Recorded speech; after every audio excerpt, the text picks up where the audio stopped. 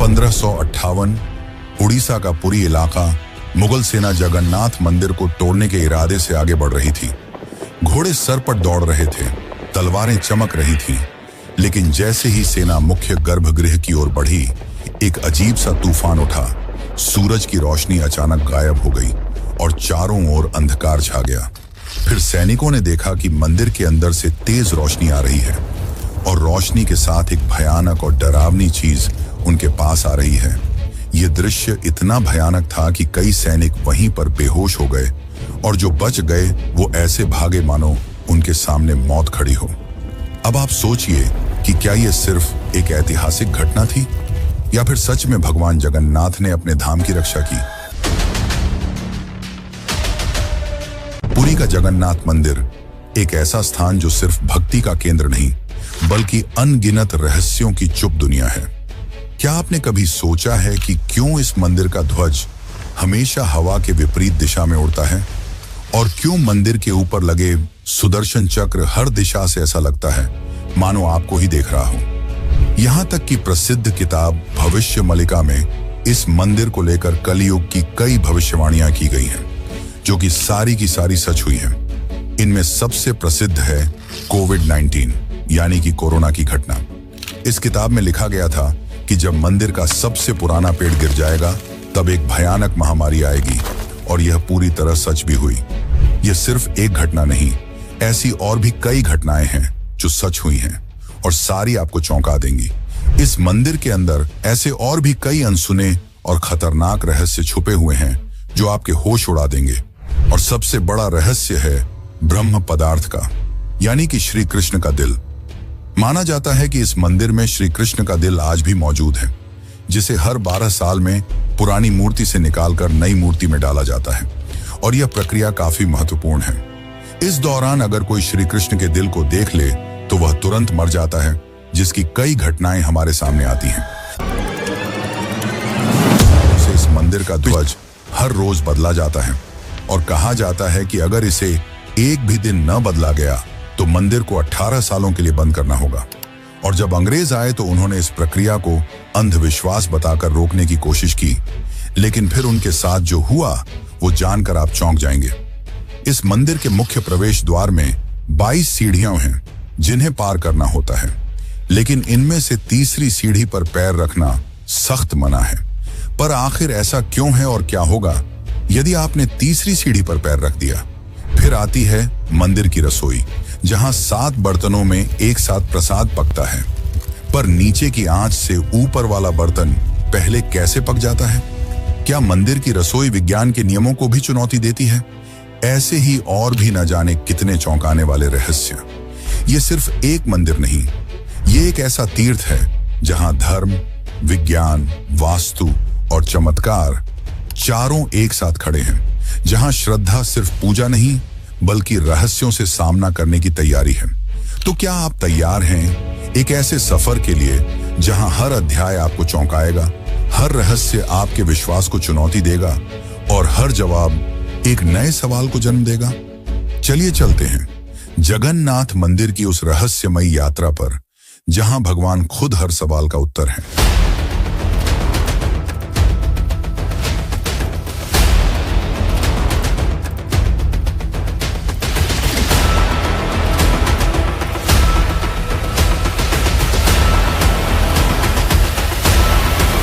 जून 2015 रात को घड़ी में 12 बजते ही पूरी शहर की बिजली काट दी गई।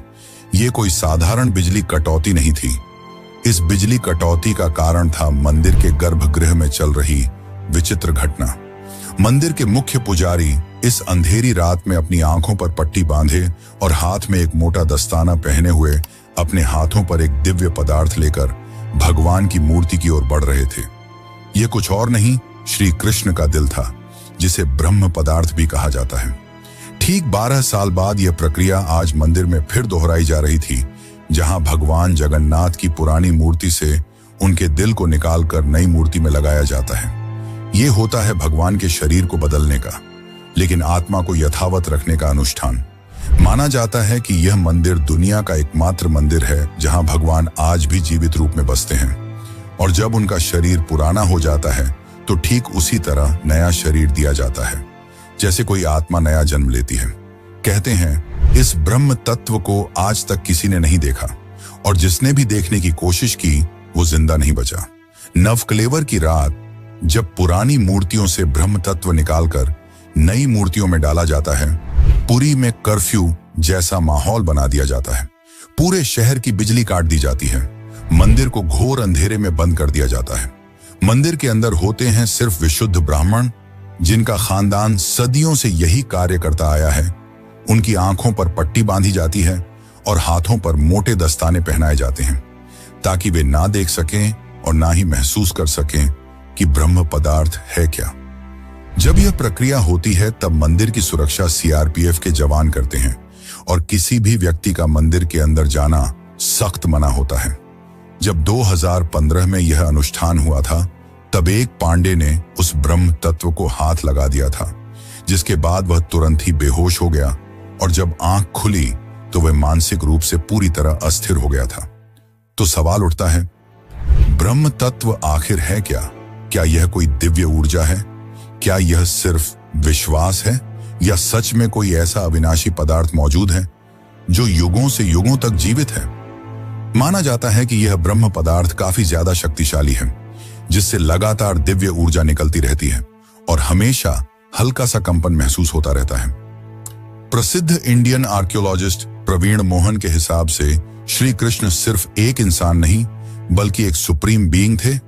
उनके मुताबिक ब्रह्म पदार्थ, जिसे कृष्ण का दिल भी कहा जाता है, वह असल में एक आर्क रिएक्टर है, यानी कि एक ऐसा डिवाइस जो भयंकर स्तर की ऊर्जा उत्पन्न करता है। उन्होंने यह तक बताया कि क्यों जगन्नाथ की मूर्तियों को लकड़ी से बनाया जाता है। उनके अनुसार लकड़ी बिजली को कंडक्ट नहीं करती, जिस कारण वह ब्रह्म पदार्थ से निकलने वाली इलेक्ट्रोमैग्नेटिक एनर्जी को रोक लेती है। वैसे तो माना जाता है आज तक इसे किसी ने नहीं देखा है, पर आज से करीब 50 साल पहले एक व्यक्ति ने दावा किया था कि उसने इस हृदय को देखा है।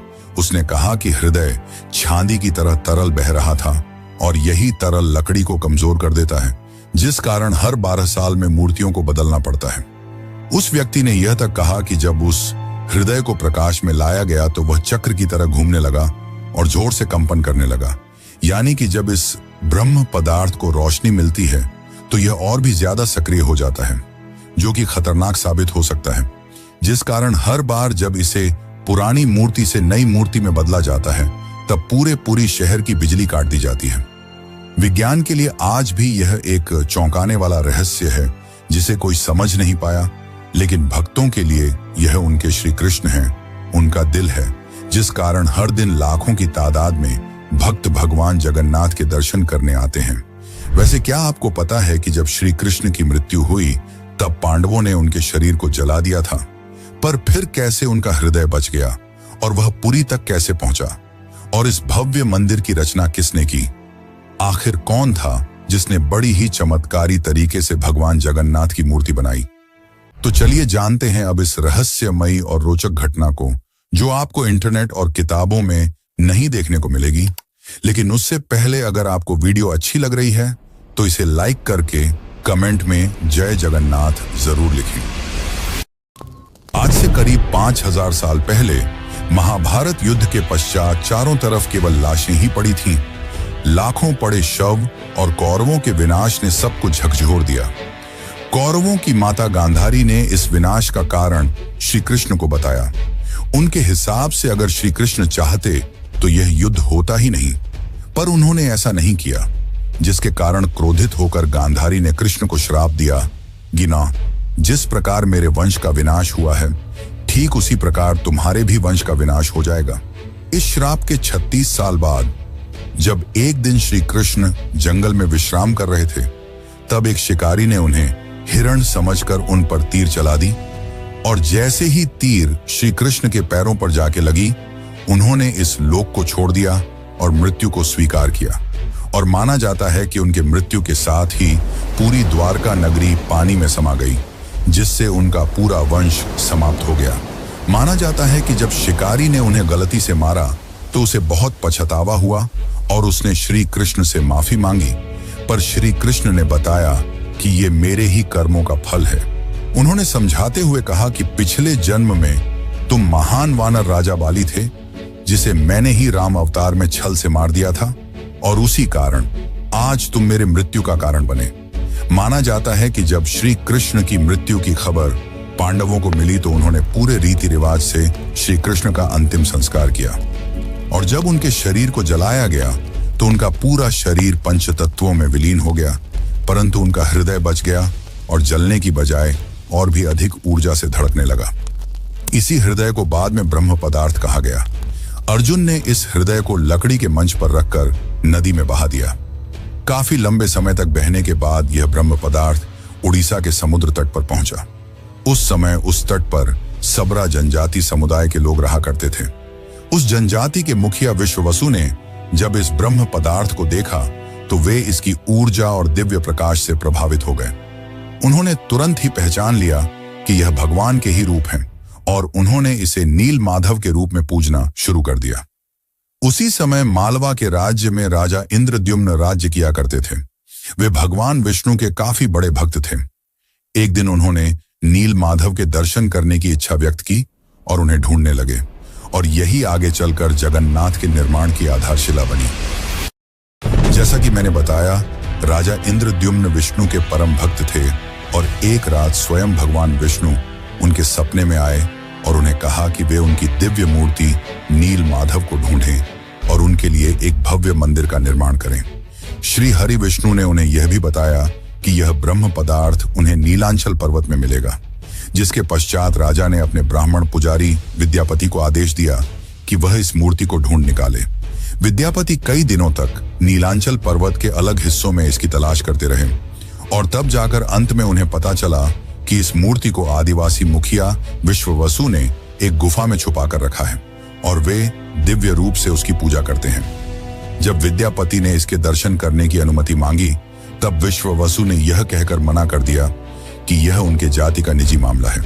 जिसके बाद विद्यापति ने चालाकी दिखाई और विश्ववसु की पुत्री ललिता से विवाह कर लिया। अब विद्यापति ने ललिता की मदद से विश्ववसु को मनाया और वे उस गुफा की ओर चल पड़े। जैसे ही विद्यापति ने उस नील माधव की मूर्ति को देखा, वे उसकी ऊर्जा से काफी ज्यादा प्रभावित हुए, और उन्होंने तुरंत ही यह बात राजा इंद्रद्युम्न को बताई। लेकिन जब राजा इंद्रद्युम्न वहां पहुंचे, तब तक विश्ववसु ने वह मूर्ति वहां से हटा दी थी, जिससे राजा काफी उदास हो गए और अपने महल लौट आए। इसके बाद फिर से रात में भगवान विष्णु उनके सपने में आए और कहा कि पुरी के तट पर एक बड़ा नीम का पेड़ बहकर आएगा, तुम उस पेड़ से मेरी नई मूर्ति बनाना। वह पेड़ काफी बड़ा था, जिसे उठाना आसान नहीं था। आखिर में जैसे तैसे वे पेड़ को महल तक ला पाए, लेकिन अब सवाल यह था कि इनसे भगवान की मूर्ति कौन बनाएगा। बहुत से कारीगरों ने इस पेड़ से मूर्ति बनाने की कोशिश की, लेकिन सब असफल रहे।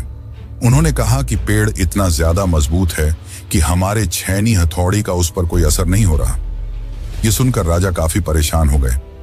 तभी एक दिन भगवान विश्वकर्मा एक बूढ़े साधु के रूप में वहां पधारे, और उन्होंने कहा कि वे ये मूर्ति 21 दिनों में बनाकर देंगे। राजा काफी प्रसन्न हुए, पर उस बूढ़े आदमी ने एक शर्त रखी। उसने कहा कि मैं एक कमरे में बंद रहकर 21 दिनों में यह मूर्ति बनाऊंगा, और तब तक कोई भी इस कमरे का न तो दरवाजा खोलेगा और न ही कोई अंदर आएगा। राजा ने उसकी यह शर्त स्वीकार की, और फिर मूर्ति बनाने का कार्य शुरू हुआ। दरवाजा बंद किया गया और कक्ष से छेनी हथौड़ी की आवाजें आने लगी। लेकिन 15 दिनों बाद अचानक से छेनी हथौड़ी की आवाज आना बंद हो गई।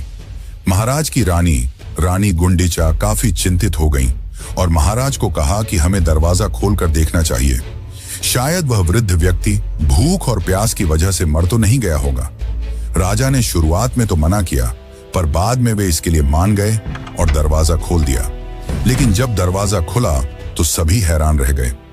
वह वृद्ध व्यक्ति गायब हो चुका था और पीछे केवल 3 अधूरी मूर्तियां थीं। राजा को यह देखकर काफी दुख हुआ, क्योंकि उनकी शर्त तोड़ने की वजह से भगवान की मूर्तियां आधी रह गईं। जगन्नाथ भगवान के हाथ और पैर अधूरे थे। बलराम और देवी सुभद्रा की मूर्तियां भी अधूरी थीं। जब राजा मूर्ति के पास गए, तब उन्हें दिल की धड़कन महसूस हुई और मूर्ति के अंदर से एक दिव्य आवाज आई, जिसने राजा को बताया कि श्री कृष्ण का हृदय इस मूर्ति के अंदर है। राजा ने इन मूर्तियों को स्थापित किया और आज यही अधूरी मूर्तियां भगवान जगन्नाथ के रूप में पुरी में पूजी जाती हैं। वैसे दोस्तों, आपको एक बात बता दूं, जो हो रहा है वह पहले ही लिखा जा चुका है और जो लिखा गया है वही होकर रहेगा। ये कोई फिल्मी डायलॉग नहीं, बल्कि पुरी के भक्तों की आस्था और सच्चाई है भविष्य मालिका की। तो चलिए जानते हैं उन भविष्य मालिका की घटनाओं को जो आज सच साबित हो रही हैं। मित्रों, इस मंदिर का इतिहास और वर्तमान एक भविष्यवाणी से जुड़ा हुआ है। भविष्य मालिका एक दिव्य ग्रंथ है जिसे लगभग 500 साल पहले ओडिशा के महान संत आचार्य महाप्रभु अच्युतानंद ने लिखा था। कहा जाता है कि वे पंचसखा यानी भगवान जगन्नाथ के 5 दिव्य सेवकों में से एक थे, जिन्होंने भगवान के आदेश पर कलयुग की कई घटनाओं को पहले ही देख लिया था।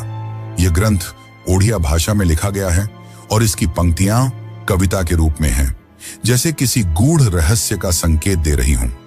आइए हम आपको बताते हैं भविष्य मालिका की कुछ चौंकाने वाली भविष्यवाणियां जो जगन्नाथ मंदिर और कलयुग के अंत से जुड़ी हुई हैं। इस ग्रंथ की सबसे चौंकाने वाली भविष्यवाणी 4 साल पहले काफी ज्यादा वायरल हुई थी, जब लोगों ने दावा किया कि इसमें कोरोना महामारी का वर्णन भी है।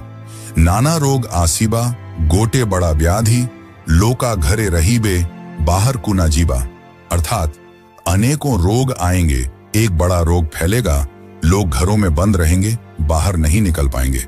अब ये पंक्तियां किसी भी सामान्य रीडर को 2020 की कोविड-19 महामारी की याद दिला देती हैं। पुरी और ओडिशा में कई संतों और विद्वानों ने इसे भविष्य मालिका की सटीक भविष्यवाणी माना। इस किताब की एक और बात, इसमें जिक्र किया गया है कि मंदिर परिसर के ऊपर जो कपड़ा है उसमें आग लगने की घटना का उल्लेख मिलता है। कुछ साल पहले पहली बार त्रिदेव के वस्त्र में आग लगी थी। इस घटना के बाद कलयुग के अंत के बारे में एक बार फिर से बातें होने लगी। कहते हैं कि पापनाश एकादशी के दिन जगन्नाथपुरी मंदिर में एक अखंड महादीप जलाया गया था, लेकिन अचानक तेज हवा चली और झंडा उड़कर दीपक के ऊपर चला गया, जिससे मंदिर के झंडे में आग लग गई। यह घटना 19 मार्च 2020 को हुई थी।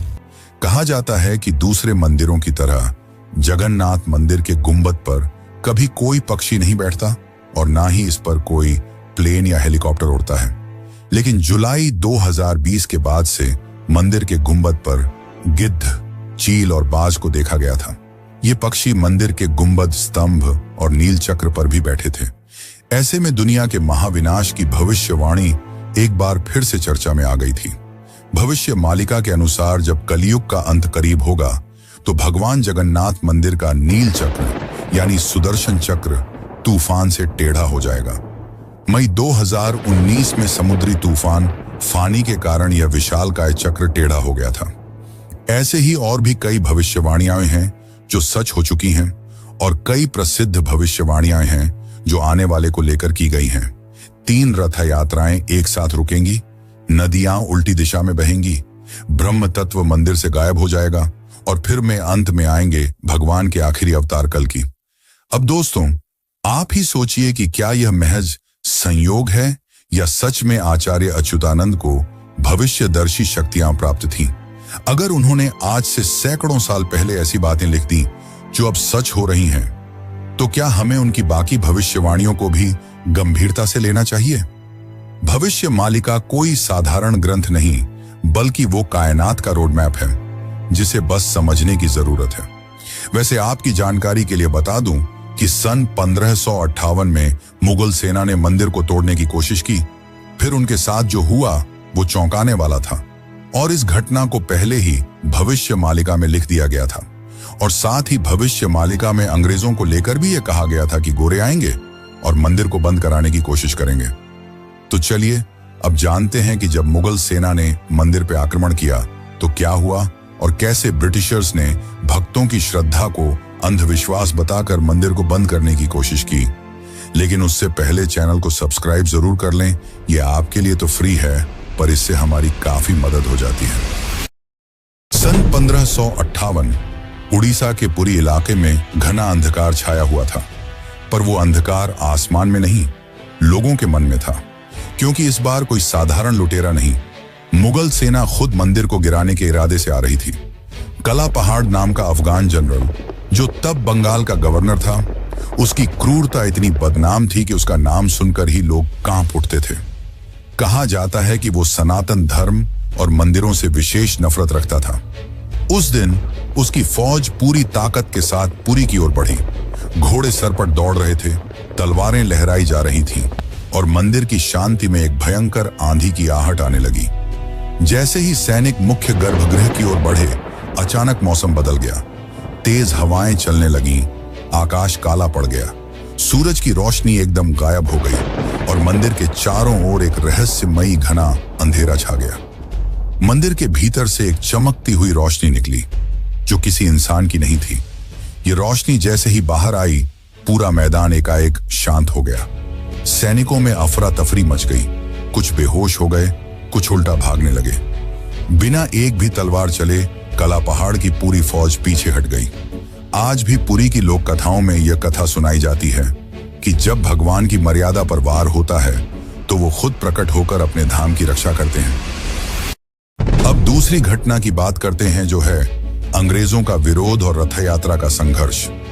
जब 1803 में अंग्रेजों ने पुरी पर कब्जा किया, तब उन्होंने कई प्राचीन मंदिरों की संपत्तियों और अधिकारों को छीन लिया। लेकिन पुरी का श्री जगन्नाथ मंदिर एक ऐसा स्थान बना जहां जनता ने कभी भी नियंत्रण नहीं छोड़ा। ब्रिटिश अधिकारियों को मंदिर की अलौकिक घटनाएं और भक्तों की श्रद्धा समझ नहीं आती थी, इसीलिए उन्होंने इन्हें सुपरस्टिशन कहकर मजाक बनाना शुरू कर दिया। सन 1805 में ब्रिटिश कलेक्टर मिस्टर हंटर ने पुरी मंदिर के रिचुअल्स को इरेशनल और बारबैरिक कहा। बात तब और बिगड़ी जब सन 166 में ब्रिटिश प्रशासन ने पुरी की रथ यात्रा को बंद करवाने की साजिश रची। उन्होंने यह तर्क दिया कि रथ यात्रा के दौरान भीड़ अनियंत्रित हो जाती है और यह प्रशासनिक खतरा है।